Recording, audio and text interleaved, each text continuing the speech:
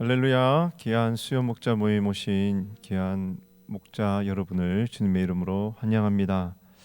이 시간 다 함께 찬양하심으로 예수 그리스도께서 이 땅에 오신 귀한 이 성탄의 계절 또 감사와 찬양으로 먼저 영광 올려드리며 함께 나아가도록 하겠습니다.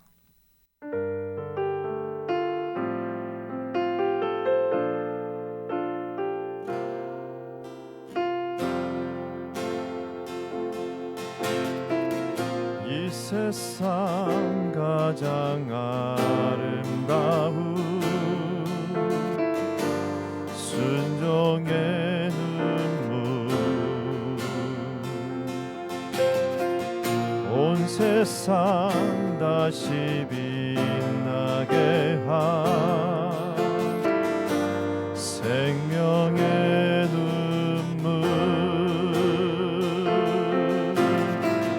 그가 이 땅에 오신 이유 죽어야 살게 되고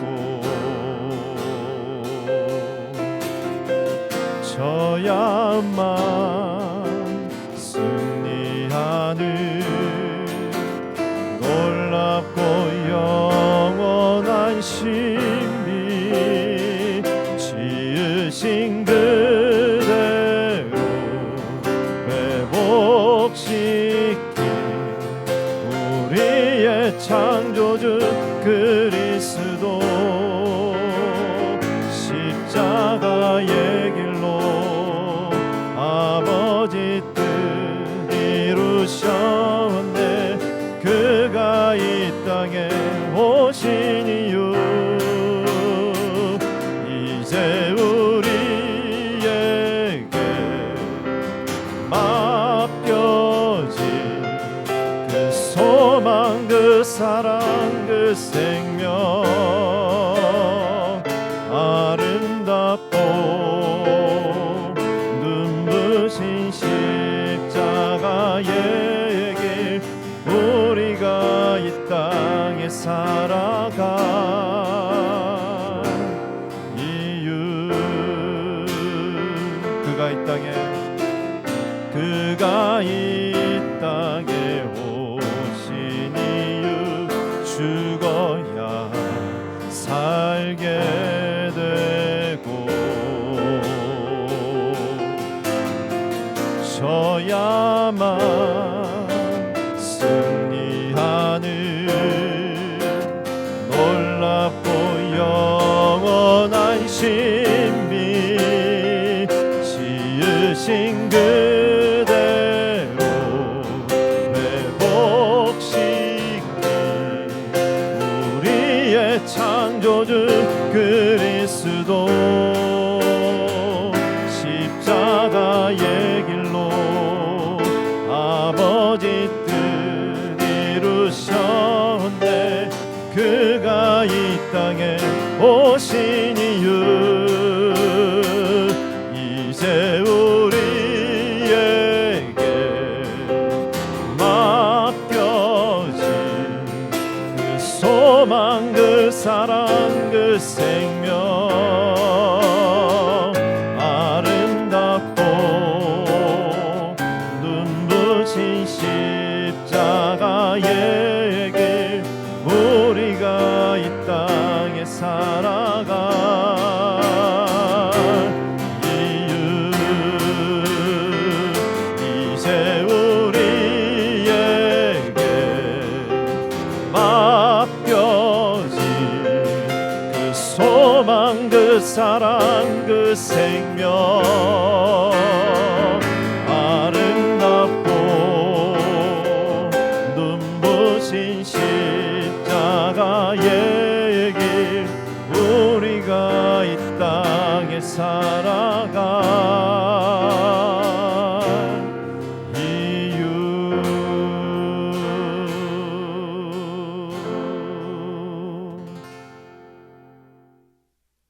12월 성탄의 계절을 맞이하여 이 땅에 오신 주님을 찬양합니다.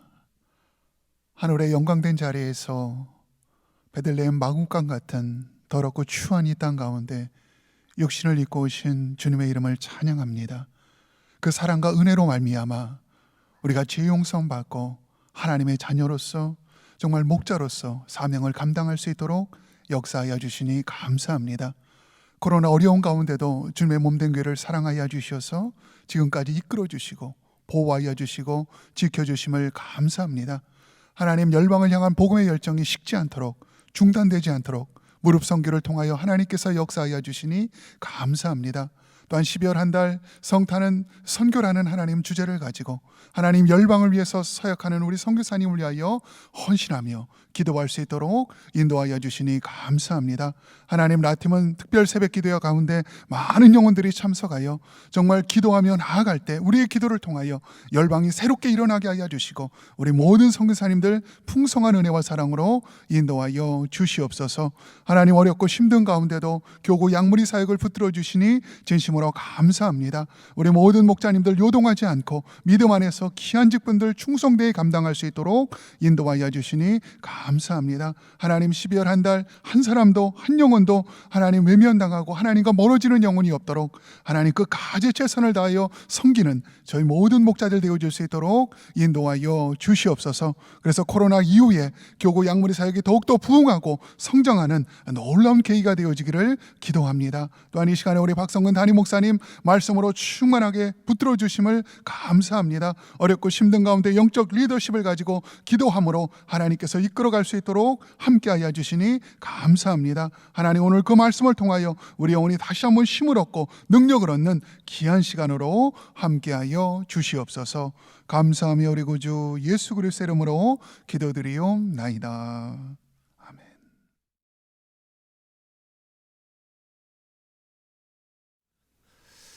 할렐루야. 우리 귀한 목자님들 저 안에서 또 만나 뵙게 돼서 반갑습니다. 메리 크리스마스. 우리 성탄이 아직 조금 남긴 했지만 여러분 가정의 성탄의 축복과 은혜가 차고 넘치시기를 바랍니다. 오늘은 호세아서 2장 16절에서 23절까지는 말씀을 제가 봉독해 드리겠습니다. 여호와께서 이르시되 그날에 내가 나를 내 남편이라 일컫고 다시는 내 바알이라 일컫지 아니하리라. 내가 바알들의 이름을 그의 입에서 제거하여 다시는 그의 이름을 기억하여 부르는 일이 없게 하리라.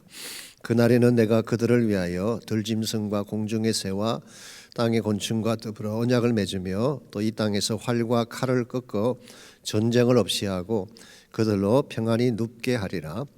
내가 내게 장가들어 영원히 살되 공의와 정의와 은총과 긍휼히 여김으로 내게 장가들며 진실함으로 내게 장가들리니 내가 여호와를 알리라. 여호와께서 이르시되 그날에 내가 응답하리라. 나는 하늘에 응답하고 하늘은 땅에 응답하고 땅은 곡식과 포도주와 기름에 응답하고 또 이것들은 이스라엘에 응답하리라. 내가 나를 위하여 그를 이 땅에 심고 긍휼히 여김을 받지 못하였던 자를 긍휼히 여기며 내 백성 아니었던 자에게 향하여 이르기를 너는 내 백성이라 하리니 그들은 이르기를 주는 내 하나님이시라 하리라 하시니라. 아멘. 성탄이 새벽을 엽니다. 이런 제목으로 제가 말씀을 준비했습니다. 성탄은 인류 역사의 새벽을 가져온 사건이죠. 어둠으로 가득 차 있던 이 땅에 새 생명의 빛을 비춤으로 인류 역사의 방향을 바꾸어 놓았기 때문에 새로운 축복을 가져온 그런 사건으로 봅니다. 그래서 일반 역사가들이 이 BC와 AD를 나누는 기준이 뭔가요? 예수님의 탄생 아니겠습니까? 요즘은 뭐 before 코로나 또 after 코로나 그렇게 나누기도 하지만 코로나가 우리에게 미친 영향이 적은 것은 아니지만 그러나 절대적인 것은 아닙니다.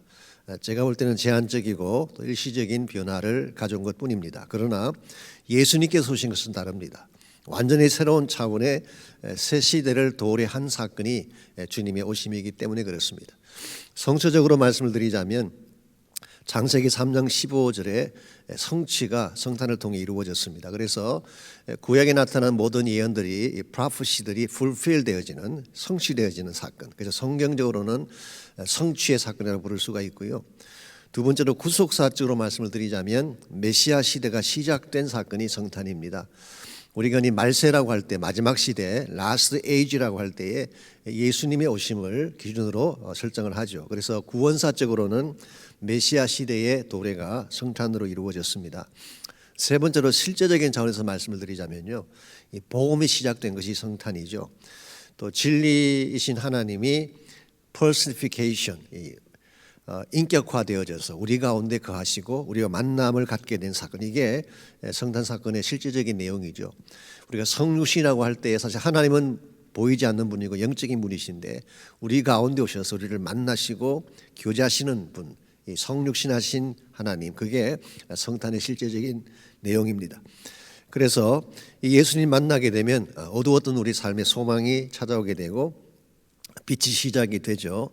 이런 의미에서 성탄이 진짜 축복된 사건이 되기를 원한다면 이 성탄이 먼저 나의 사건이 되어야 합니다. 즉 성탄의 주님이 나의 주님이 되어서 내 안에 거하기 시작하고 내 삶의 임마누엘로 역사하기 시작할 때에 참된 성탄의 변화가 나타나는 것입니다. 이런 면에서 개인적으로 예수님을 만나고 하나님의 임재가 경험되는 순간부터 우리의 어두움은 떠나가게 되고 새로운 축복이 밝아오기 때문에 저는 성탄이 새벽을 연다, 그렇게 표현하고 싶습니다. 우리가 지금 묵상하기를 원하는 이 호세아서 자체는 성탄에 대한 말씀은 아니죠. 그럴지라도 여기에 나타난 내용을 들여다보게 되면 주님께서 오실 때 일어날 회복에 대한 말씀을 다루고 있기 때문에 얼마든지 성탄 사건으로 연결시킬 수가 있겠습니다. 그래서 우리 본문의 주제로 들어가 보시게 되면 임마누엘의 하나님이 우리 삶의 주인이 되시면 우울한 날들은 떠나가고 축복의 새벽이 열린다 그랬어요. 우리 삶 속에 좀 우울한 면이 있다든가 어두운 면이 있다면 주님이 임마누엘 하시는 순간부터 역시 떠나가고 행복한 새벽이 오게 되죠. 그래서 본문의 주제를 그렇게 잡아봤습니다. 본문으로 들어가셔서 1번 문제, 오늘 본문은 하나님이 우리 삶을 주도하실 때 주어질 축복에 대해 기록하고 있다. 본문에 소개된 그날이 어떤 날을 말하는 것일까 그랬습니다. 여러분이 본문을 보시면 16절에 보게 되면 그날이라는 표현이 나옵니다. 18절에도 그날이 나오죠. 그날에는 내가 그들을 위하여 들짐승과 쭉 나오죠. 19절에도 보게 되면 역시 그날이 나옵니다. 그리고 21절 여호와께서 이르시되 그날에 내가 응답하리라. 그래서 오늘 본문을 쭉 보시게 되면 이 그날이라는 단어가 여러 차례 반복해서 나오고 있는데요. 이 날이 어떤 날을 의미하는 것일까요? 어떤 성경 주석가는 이 날을 포로 귀환의 날로 그렇게 해석하기도 합니다. 그래서 포로에서 돌아와서 이스라엘이 회복되는 날로 이 그날을 해석을 하죠.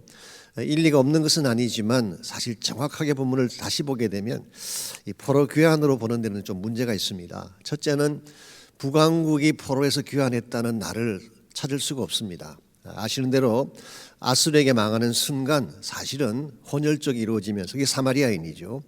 우리 흔히 말하는 Lost 10 Tribes, 잃어버린 10개 지파가 된 것입니다.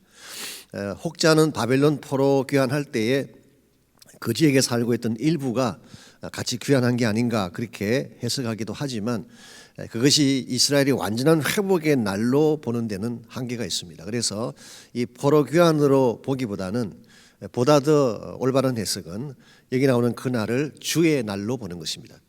주의 날. 오늘 본문에도 그 컨셉이 나오고 아모스서에 보게 되면 주의 날에 대한 이야기가 많이 나오죠. 그래서 The Day of the Lord, 여호와의 날, 주의 날 그렇게 표현하기도 합니다. 이 구약 성경에 나오는 주의 날은 사실 이중적 의미가 있습니다. 하나는 회복을 의미하고 또 하나는 심판을 의미하는, 하나님을 떠났던 사람에게는 주의 날이 심판의 날이죠. 그 반면에 하나님을 신실하게 믿었던 남은 자들에게는 주의 날이 회복의 날이 되죠. 그래서 이 주의 날이라고 할 때는 항상 이중적인 의미가 있습니다. 그래도 불구하고 이 주의 날은 하나님이 임재하셔서 우리를 회복하시는 날로 보는 것이 옳고, 그런 측면에서 이 메시아 시대와 연결시킨 것이 주의 날이라고 부를 수가 있습니다. 물론 구약에는 예수님의 초림과 재림에 대한 구별이 없이 그냥 나오고 있죠. 그렇지만 우리 신약과 같이 연결시켜 보았을 때에 주의 날이 바로 메시아께서 오신 날이고, 즉 초림이죠. 그리고 다시 주님이 오실 주의 날, 그것이 바로 최후의 심판 날이라고 그렇게 할 수가 있겠습니다. 그래서 오늘 본문에서 이 호세아 선지자가 그날에 일어날 사건들, 그날에 일어날 축복들을 소개하는 것을 보게 되면 즉 메시아께서 오시면 일어날 사건, 즉 성탄 사건이라고 그렇게 부를 수가 있겠습니다. 이번 문제, 하나님을 내 남편이라 일컫고 다시는 내 바알이라 일컫지 아니하리라 라고 16절에서 이야기했죠. 이 말이 의미하는 바가 무엇인가 그랬습니다. 하나님께서 우리에게 그날이 오면 너희들이 나를 남편이라고 부르게 된다 그렇게 말씀하셨는데요. 이 남편에 대한 컨셉이 오늘날은 굉장히 좀 약화가 되어져 가지고 남편이라면 좋은 이미지를 갖지 않습니다. 어떤 분들은 뭐 흑살이 껍데기 같이 남편을 취급하는 경우도 있잖아요. 그래서 이 시대 사람들에게는 남편에 대한 위상이 너무 낮다 보니까 그렇게 들릴지 모르지만 원래 이 말의 의미는 사랑의 대상이 된다 그런 뜻이에요. 하나님이 내 사랑의 대상이 되고 하나님이 내가 가장 가깝게 교제해야 될 intimate relationship, 하나님과의 가장 가까운 교제의 축복이 이루어지는 사실을 남편이라고 표현한 것입니다. 그 반면에 바알이라고 하는 것, 그날에 내가 나를 내 남편이라 일컫고 다시는 내 바알이라 일컫지 아니하리라 그랬는데, 이 바알이라는 말의 뜻은 물론 바알은 우상의 이름이기도 하지만 원래 바알이라는 말의 뜻이 master, 주인이라는 뜻입니다. 그래서 이 하나님을 내 남편이라고 할 경우에는 남편이 내 사랑의 대상이 되는 것이지만 바알이라고 지칭할 경우에는 주종 관계를 말하는 것입니다. 나의 주인이 되고 나는 종이 되어지는, 그래서 두려운 대상이 되고 또 위협을 받는 대상이 되는, 이것이 바로 바알로 부르는 케이스예요. 그래서 사실 이방신을 섬기는 대다수의 사람들은 주종 관계로 자기들의 신을 섬기게 되죠. 그래서 공포심 때문에, 두려움 때문에 따라가게 되고 의무감 때문에 따라가는 케이스가 바로 바알로 지칭하는 케이스입니다.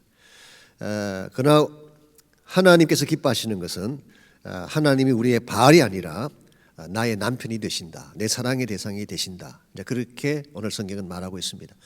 신약 성경을 보시게 되면 실제로 예수님을 우리의 신랑이라고 표현을 하고 있고 우리를 그의 신부라고 표현하고 있지 않습니까? 그래서 예수님이 나의 신랑이 됐다, 그 말은 나와 가장 가까운 내 사랑의 대상, 그리고 나와 모든 것을 쉐어하고 나눌 수 있는 하나 된, 한 몸 된 관계의 대상인 것을 표현하는 것입니다. 그래서 그리스도인 삶의 가장 그 핵심이 뭐냐고 하면은 in Christ죠. 우리가 그리스도 안에 가는 삶, 그리고 Christ in me, 그리스도가 내 안에 계시는 삶, 이건 구별할 수가 없습니다. 그래서 내가 그분 안에 있고 그분이 내 안에 있는 삶, 이게 사실 우리가 사모하는 가장 이상적인 삶의 형태라고 할 수가 있죠. 그래서 오늘 본문에서 그날이 오면은 첫 번째로 너희가 나를 남편이라고 부르게 된다, 이 사랑의 관계를 회복할 것을 말씀하고 있습니다. 3번 문제, 18절은 장차 도래할 평화에 대해 적고 있다. 여기에 나타난 평화는 어떤 차원의 평화일까라고 물었습니다. 하나님이 나의 남편이 되시면, 즉 하나님이 나를 이끄시는 사랑의 주체가 되시면 그때 주어질 첫 번째 축복으로 평화를 말하고 있습니다. 18절을 다시 보시면요, 그날에는 내가 그들을 위하여 들짐승과 공중의 새와 땅의 곤충과 더불어 언약을 맺으며 또 이 땅에서 활과 칼을 꺾어 전쟁을 없이 하고 그들로 평안히 눕게 하리라 그랬어요. 여기에 표현된 평화는 우리가 일반적으로 생각하는 평화보다는 조금 더 범위가 넓고 차원이 높은 것을 알 수가 있습니다. 먼저 18절 앞부분에서 말한 모든 짐승과 새와 곤충까지도 언약을 맺는다, 이 평화의 언약이죠. 우리가 범죄한 이후로 짐승들이 사나워졌습니다. 공격적이 되고 새 중에도 우리를 공격하는 새들이 있고 곤충도 우리에게는 나쁜 일을 행할 때가 있죠. 그런데 주님께서 오시게 되면, 즉 메시아 시대가 도래하게 되면 동물들까지도, 짐승들까지도 다 서로 평화하고 화목할 것을 말하는 것입니다. 뿐만 아니라 활과 칼을 꺾어서 전쟁을 없게 한다. 이건 정치적인 평화, 군사적인 평화라고도 할 수가 있겠죠. 그러나 이것은 궁극적으로 예수 그리스도를 통해 이루어지게 될 진정한 차원의 평화를 강조하는 것입니다. 그래서 참고로 이사야 11장 6절에서 9절까지를 보시게 되면 이사야 선지자는 메시아 시대가 도래하게 되면 일어날 현상을 이렇게 표현하고 있죠. 그때 이리가 어린 양과 함께 살며 표범이 어린 염소와 함께 누우며 송아지와 어린 사자와 살찐 짐승이 함께 있어 어린아이에게 끌리며 암소와 곰이 함께 먹으며 그것들의 새끼가 함께 엎드리며 사자가 소처럼 풀을 먹고 젖 먹는 아이가 독사의 구멍에서 장난하며 젖된 어린아이가 독사의 굴에 손을 넣어도 괜찮다. 이게 모든 해독이 다 빠져버리게 되고 서로 이렇게 공격하던 관계가 다 없어지게 되면서 메시아께서 만드실 완전한 평화를 말하는 것이죠. 이런 면에서 사실 우리가 예수님이 내 삶의 주체가 되는 순간에 우리 심령 가운데에 진정한 평화가 주어지는 것입니다. 어떤 분은 전쟁이 없는 것을 평화라고 말할지 모르지만 전쟁이 없는 상태가 평화가 아니라 그리스도가 계셔야지 평화가 주어지는 것입니다. 지미 카트가 오래전에 했던 이야기입니다. 이 정치적인 입장에서만 보는 사람들은 전쟁을 스탑시키면 평화가 온다고 생각하지만 전쟁이 멈추어도 우리 마음의 전쟁은 계속되잖아요. 이 갈등도 있고 뭐 아픔도 있고 공격하기도 하고 상하기도 하잖아요. 그러므로 참된 평화라고 하는 것은 우리 메시아이신 예수님이 우리에게 임재하셔야지 참 평화가 오는 것이고 이것이 성탄이 가져오는 첫 번째 축복이 아닌가 그렇게 생각을 합니다.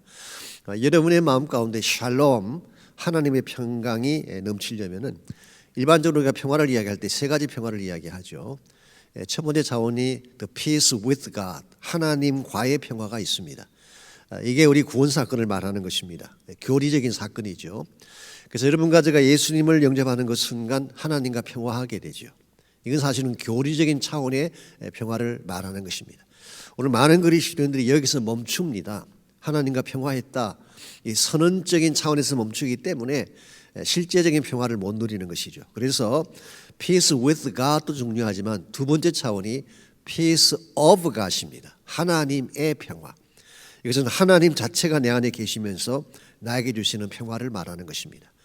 하나님의 평화가 내 안에 있어야지 내 마음속에 진정한 근심이 떠나가는 것입니다. 이 근심이라고 하는 것은요, 마음이 나누어지는 것을 말합니다.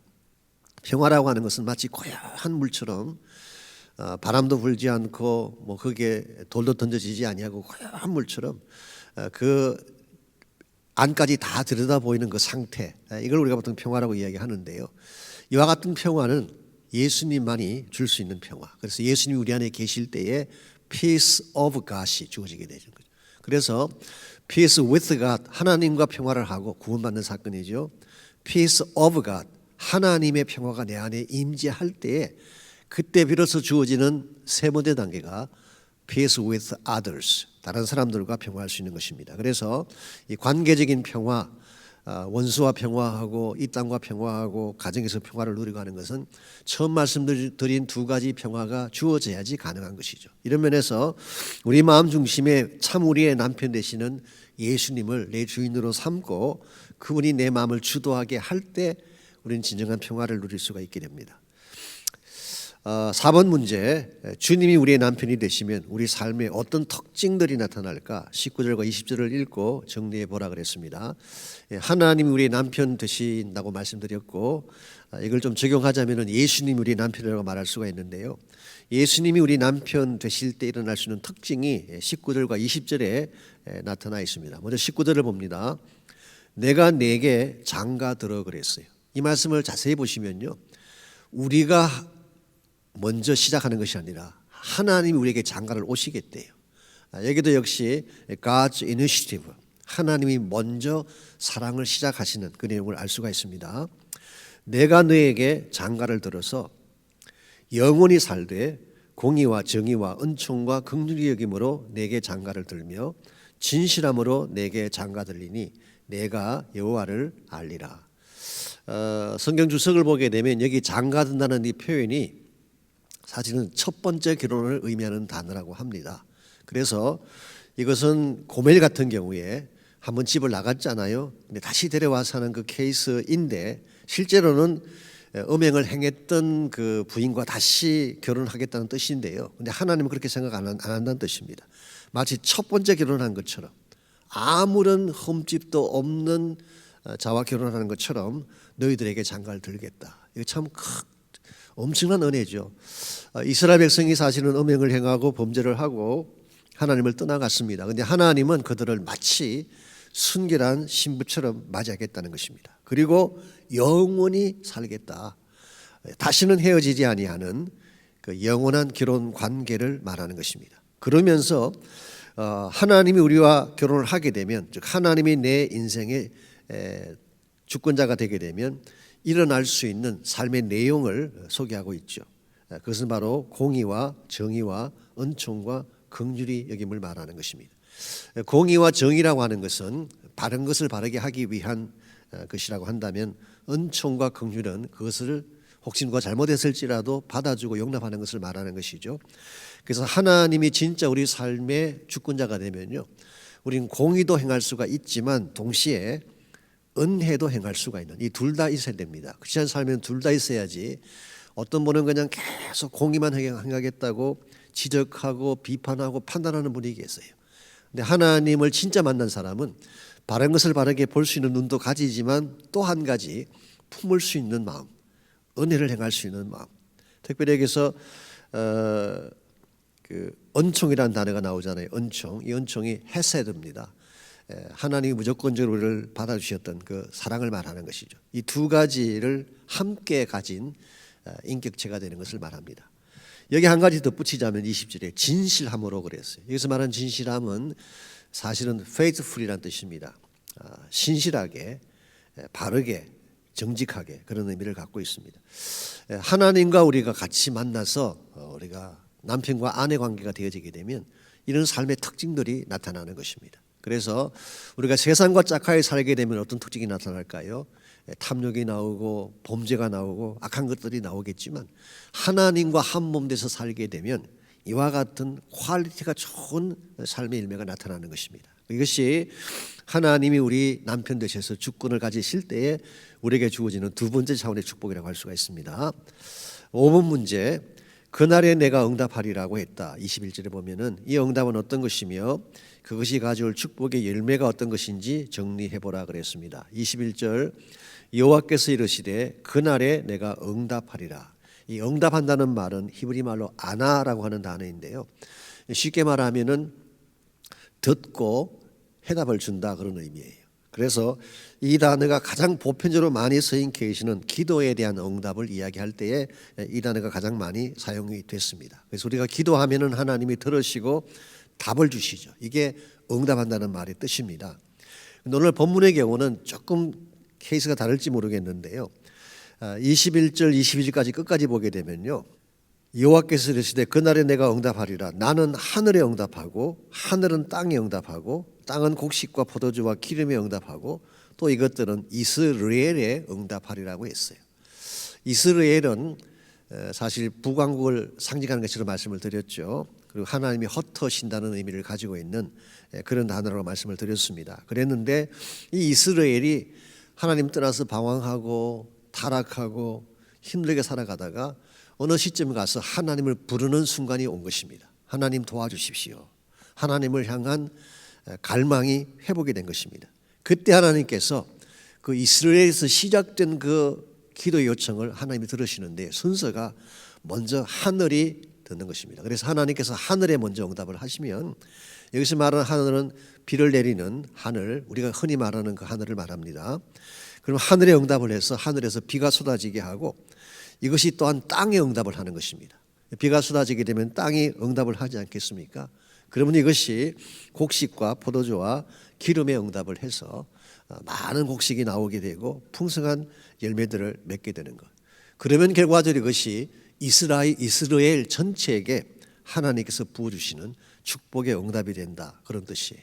이걸 보게 되면 우리가 아무리 타락하고 황폐한 가운데 처했을지라도 하나님을 향해 나아가서 하나님 이름을 부르게 되면 하나님은 하늘을 여시고 비를 쏟아주시고 곡식이 자라게 하시고 궁극적으로 우리 삶의 터전이 부유하게 된다, 그런 뜻이에요. 여기까지가 우리가 21절 22절이 가지고 있는 말씀의 내용인데요, 마지막 절은 23절을 보시게 되면 이 말씀이 단순하게 곡식이 잘 자라서 부유하게 되는 것만 말하는 것인지 아닌지를 23절을 보면 알 수가 있어요. 내가 나를 위하여 그를 이 땅에 심고 긍휼히 여김을 받지 못하였던 자를 긍휼히 여기며 내 백성 아니었던 자에게 행하여 이르기를 너는 내 백성이라 하리니 그들은 이르기를 주는 내 하나님이시라 하리라 하시니라 그랬어요. 23절을 보게 되면 이와 같이 이스라엘에 응답한 이 축복이 궁극적으로는 어떤 축복을 말하냐고 하면 하나님이 그들을 이 땅에 다시 심고, 즉 이스라엘을 이 팔레스타인 땅에 다시 심으시고, 그리고 긍휼력이 받지 못했던 자를 긍휼히 여기고 내 백성 아니었던 자들을 내 백성 삼겠다는 이 말씀이에요. 자, 이 말씀이 가지고 있는 실제적 내용이 뭘까요? 여기도 역시 이스라엘의 단어가 이중적 의미로 사용되고 있죠. 첫 번째는 흩어진다는 심판의 의미를 가지고 있지만 23절에서 이 땅에 심는다고 표현할 때는 플랜트, 심으시는 하나님, 그 내용을 담고 있습니다. 하나님께서 이스라엘이 실패했습니다. 타락했습니다. 그런데 하나님이 그들을 회복하시게 되면 회복을 통해 일어날 놀라운 축복이 뭐냐고 하면은 긍휼을 받지 못한 자들이 긍휼을 받고 내 백성이 아닌 자들을 내 백성을 삼는 축복을 주시겠다고 한 것입니다.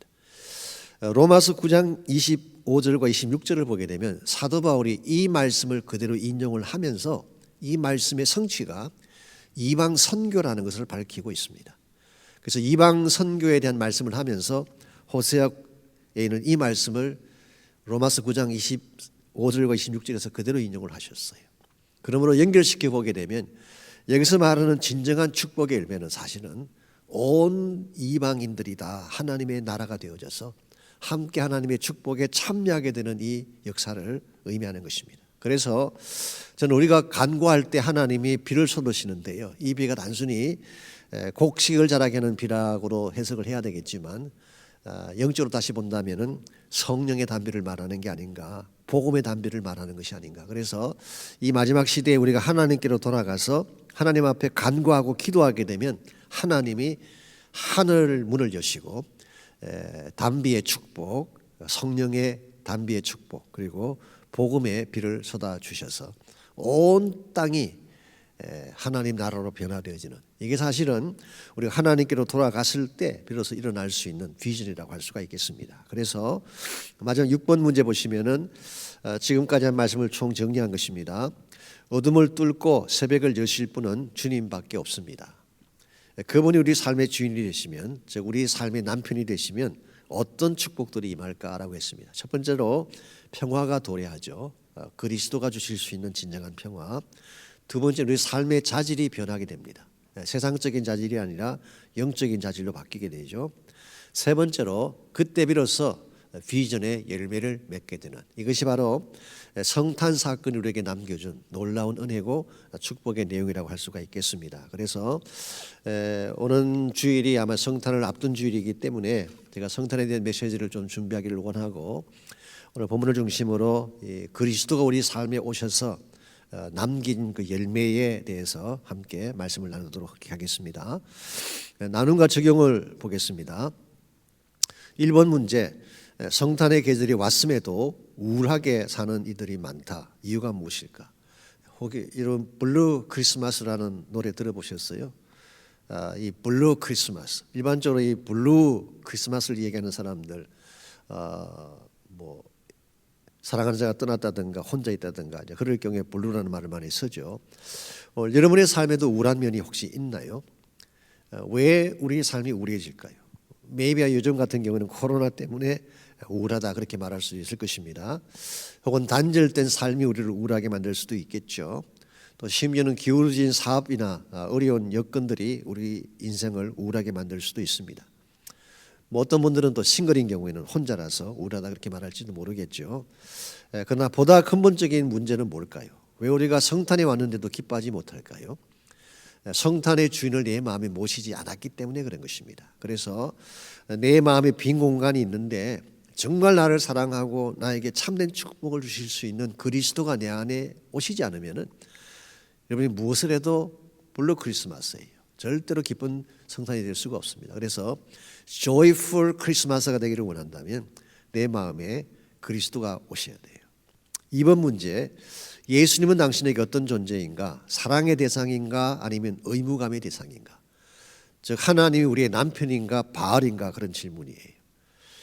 어떤 분들은 하나님을 믿긴 믿는데 두려움 때문에 믿는 분들이 계세요. 혹은 종교적인 대상으로 믿는 분들이 계세요.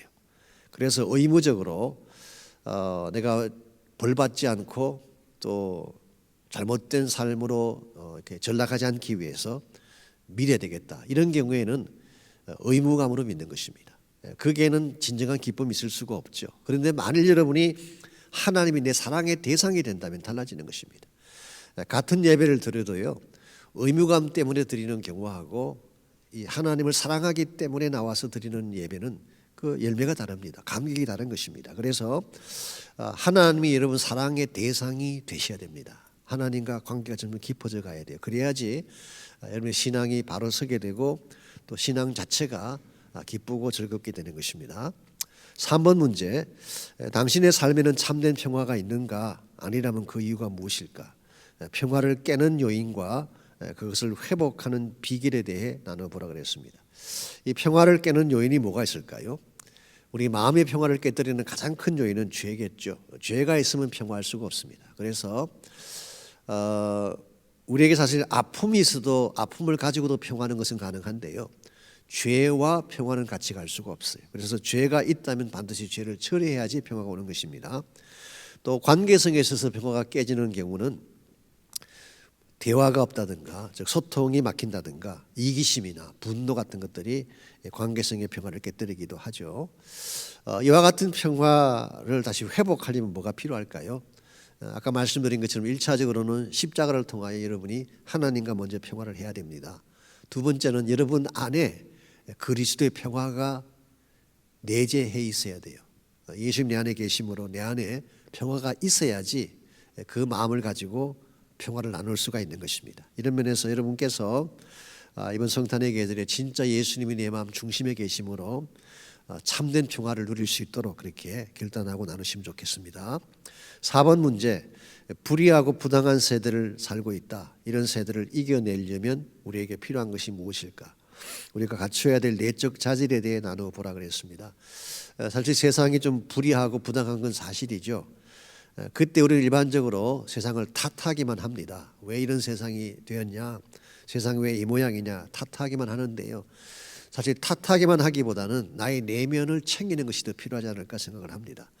우리 안에 바른 것이 먼저 있어야지 세상을 이길 수도 있고 세상을 넘어설 수가 있는 것입니다. 그래서 정말 하나님이 나에게 주시는 바른 퀄리티들이 있죠.